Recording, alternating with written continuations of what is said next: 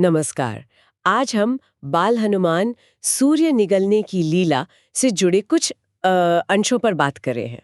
जी हाँ, ये स्रोत हमें बाल हनुमान की उस बहुत ही प्रसिद्ध और कहें तो आकर्षक कहानी में ले जाता है। हाँ, जहाँ उनकी मासूमियत और जबरदस्त शक्ति ने सबको एकदम हैरान कर दिया था। बिल्कुल।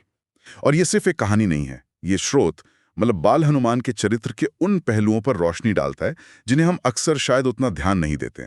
तो हमारा मकसद आज यही है कि इन गहराइयों को थोड़ा समझे, है ना? हाँ, बिल्कुल।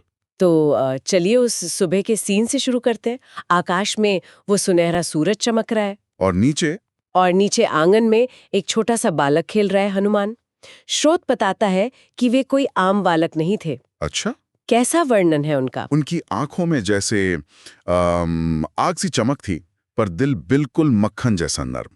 सिर पर छोटी सी चोटी, गोल-मटोल गाल और मुस्कान तो जैसे गंगा जी की तरह पवित्र। वाह! और ये वही बालक है जिन्होंने बाद में सूरज को फल समझ लिया। जी हाँ, बिल्कुल वही। कहानी का सबसे मजेदार हिस्सा यहीं से शुरू होता है। हाँ, तो वो खेल रहे थे और उनकी नजर उस चमकते लाल सुनहरे गोले पर पड़ी, सूरज पर। हम्म। उनके मन में क्या आया तब? बस एक बच्चे का मन, उन्हें लगा, अरे वाह, ये कितना सुंदर रसीला फल है, जरूर बहुत मीठा होगा। मतलब सचमुच फल समझ लिया। हाँ, स्रोत यही बताता है। ये उनकी जो दिव्य शक्ति थी ना, उसके साथ उनकी वो कमाल की मासूमियत का मेल था।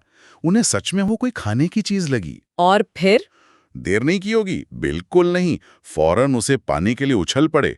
और क्या उछले, एक ही छलांग में सीधा आकाश में। आकाश में? हाँ जी, अपने उस दिव्य बल से वो हवा में उड़े, बादलों को चीरते हुए सीधे पहुंच गए सूर्यदेव के रथ तक। ये तो कमाल है। मतलब ये सिर्फ एक बच्चे की जिद नहीं थी, ये उनकी शक्ति का पहला प्रदर्शन था। सही पकड़ा आपने। स्रोत इसी तरफ इशारा करता है। ये उनके अंदर जो असीम अनकंट्रोल्ड शक्ति थी ना, उसका जैसे पहला शोकेस था। और पहुंचते ही बिना सोचे समझे उन्होंने सूर्य को निगलने की कोशिश की। हाँ, बिल्कुल। और उसका असर फौरन, जैसे ही उन्होंने सूरज को मुंह की तरफ बढ़ाया, क्या हुआ? पूरी पृथ्वी पर घना अंधेरा छा गया। एकदम सन्नाटा, दुनिया जैसे थम सी गई। सारे देवता घबरा गए। अरे बाप रे! हाँ, इस वर्णन में यही खास बात है कि कैसे एक नन्हे बालक की बिल्कुल मासूम सी हरकत ने पूरे ब्रह्मांड का सिस्टम हिला दिया। देवताओं का डर तो समझ आता है, उनकी क्या प्रतिक्रिया हुई? खासकर इंद्रदेव की। अब देवराज इंद्र तो घबरा गए। उन्होंने फौरन अपना सबसे ताकतवर हथियार वज्र उठाया और बाल हनुमान पर दे मारा। वज्र?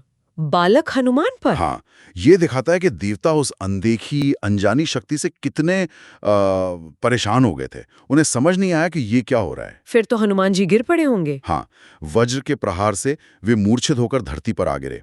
मां अंजनी चीख पड़ी और पवन देव वो तो गुस्से से भर गए। पवन देव का क्रोध, उसका क्या असर हुआ? बहुत भयंकर। अपने पुत्र पर हुए इस हमले से पवन देव इतने नाराज हुए कि उन्होंने संसार में हवा का बहना ही रोक दिया। हवा रुक गई, मतलब सांस लेना भी मुश्किल। बिल्कुल। सोचिए जरा, बिना हवा के क्या होगा। सब कुछ थम गया, जीवन रुक गया। ये दिखाता है कि हनुमान सिर्फ अंजनी के बेटे नहीं, पवन पुत्र भी थे।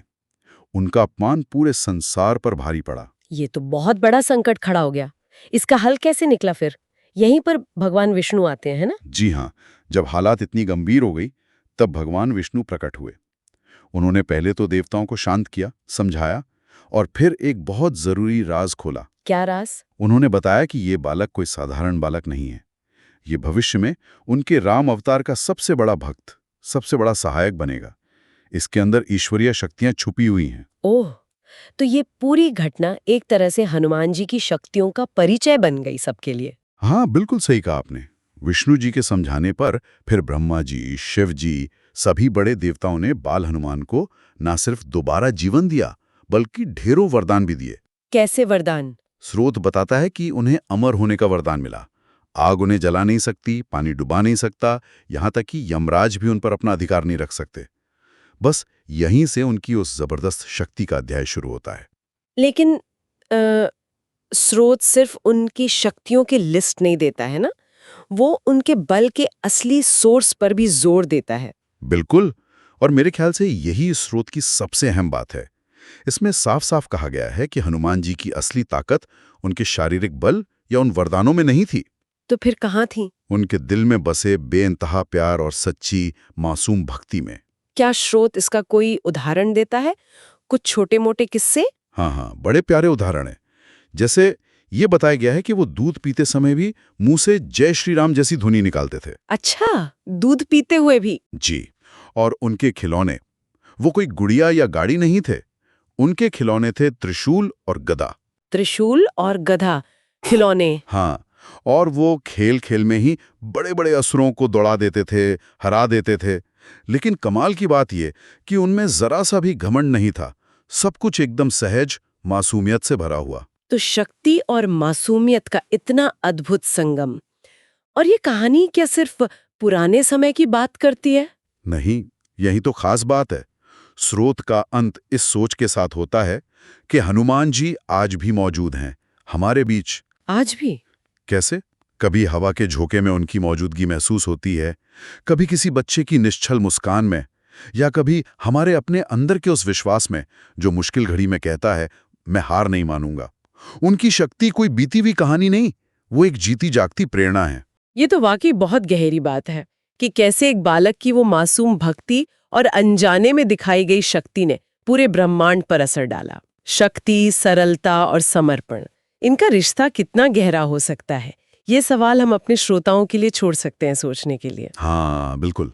ये कहानी भक्ति की ताकत और उसके कैसे-कैसे अनसोचे नतीजे हो सकते हैं, उसका एक बहुत सुंदर उदाहरण है। तो इसी विचार के साथ हम स्रोत के अंतिम शब्द दोहराते हैं। जय बजरंगबली, जय बाल हनुमान, जय श्री राम।